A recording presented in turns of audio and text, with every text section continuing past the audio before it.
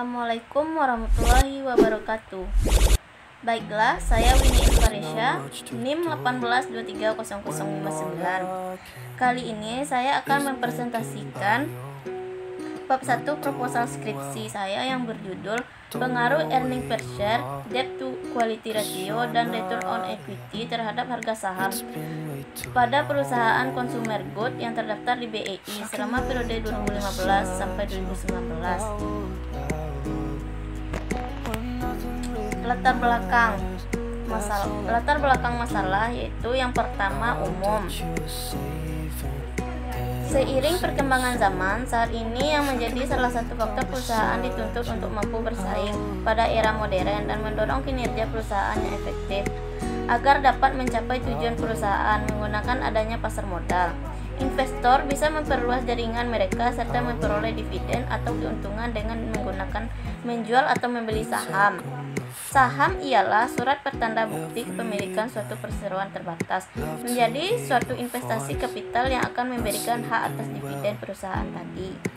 Faktor krusial wajib diperhatikan oleh investor, artinya harga saham dan sifat berasal dari harga saham yang berfluktuasi atau mampu berubah-ubah. Fahmi 2016. Penjelasan isu utamanya adalah faktor krusial yang wajib diperhatikan oleh investor, artinya harga saham dan sifat berasal harga saham yang berfluktuasi atau mampu berubah-ubah. Perusahaan yang perlu melakukan analisis keuangan, sebab laporan keuangan akan membantu investor menerima info pada pengambilan keputusan investasi.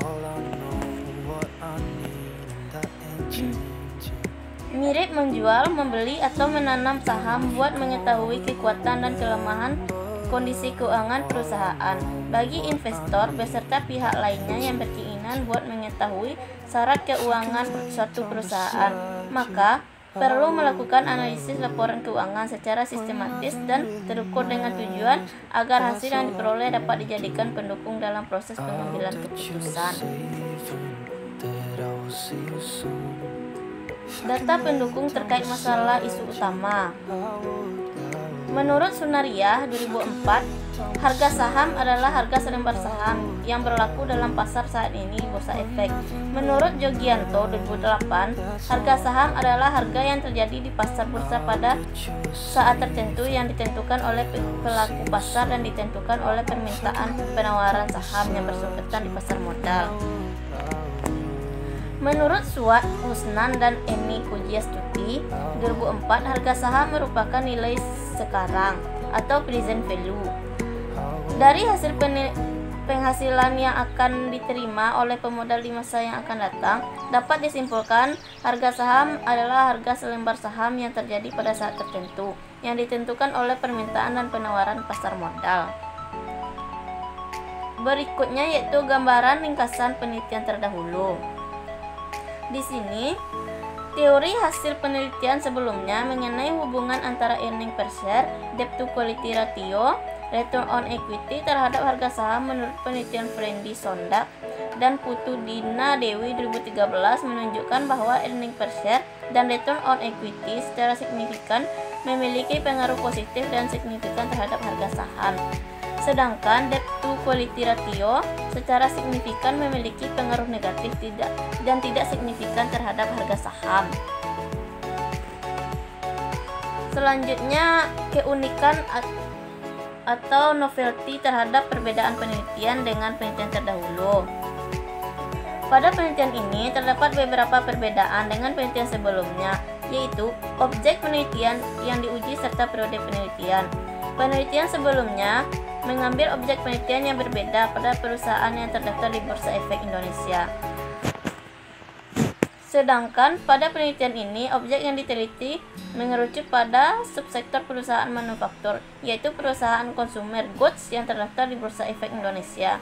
Selain itu, periode penelitian yang digunakan adalah periode 2015 sampai 2019 yang merupakan periode paling baru, sehingga hasilnya sesuai dengan kondisi sekarang. Judul penelitian.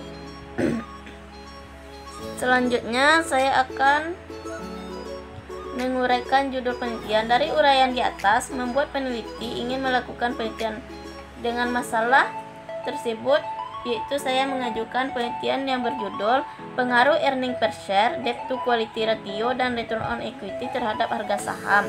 Studi empiris perusahaan consumer goods yang terdaftar di Bursa Efek Indonesia tahun 2015 sampai 2019. Rumusan masalah.